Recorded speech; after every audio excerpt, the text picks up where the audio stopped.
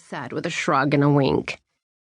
As they left the table, he added so only Bella could hear, "Although God knows I've tried to get you to." She turned to face him and put a hand on his arm. "I do love you. I'll always love you. You're my best friend." A stab of guilt gutted her. She kissed him on the cheek. The psychologist in her wondered what to do about Ethan. They'd had a thing a few years back, which had ended amiably, but every time he broke up with his current girlfriend, he kept wanting to get back together. "My father loves you so much, he's forgotten you're Jewish," she said. "No, he hasn't. He just knows I love you enough to convert and raise the kids Catholic." She rolled her eyes. "Thank you for coming tonight. I'm not sure I could have faced this crowd without you." Ethan had helped her get on her feet again after the worst crisis of her life, and she owed him everything. They'd been drawn to each other because of their mutual history, but the spark just wasn't there. Now he was still smarting from his last relationship, and she was on the brink of making some major life changes, although she hadn't told her family yet, or Ethan, for that matter. Despite her best efforts, she just hadn't met any men who were normal, not even halfway. Of course, living for all these years in their sleepy tourist town of Mirror Lake, Connecticut, hadn't exactly given her a potpourri of guys to choose from, even if her friends had made it their main mission in life to fix her up. On impulse, she diverted Ethan away from the cookie table and hung a sharp right toward the bar. "Godfather's not going to like this," Ethan said, glancing behind his shoulder at where her family sat. "My dad can wait a little." A few minutes later, they stood near the cookie table, Ethan holding 2 full shot glasses.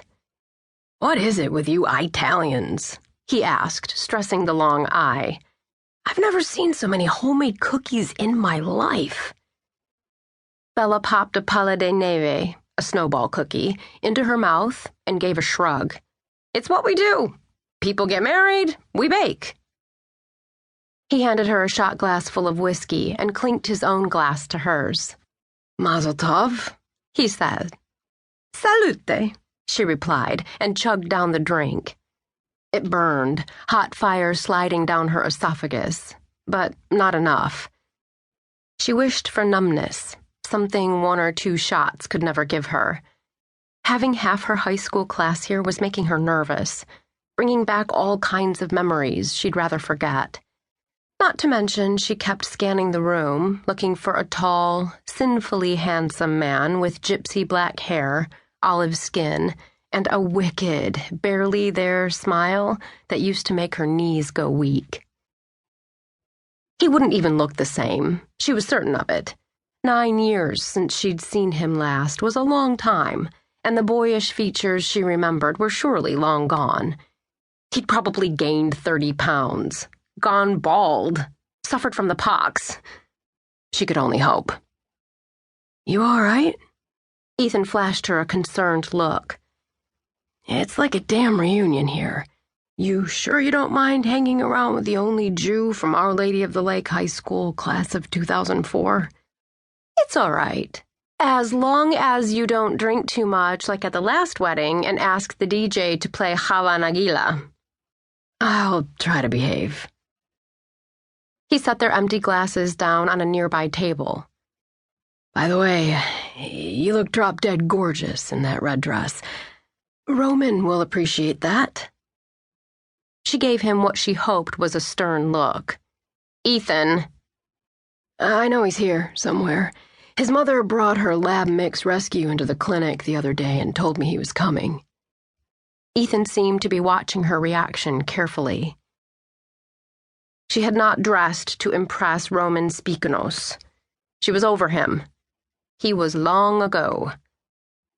However, there was nothing wrong with wanting to look your best if you just happened to run into your first love 12 years after you broke up with him, was there? And no other combination inspired confidence more than a lipstick red dress and heels. "Oh, hello, Bella, dear," her elderly third cousin from Delaware said, giving her a hug.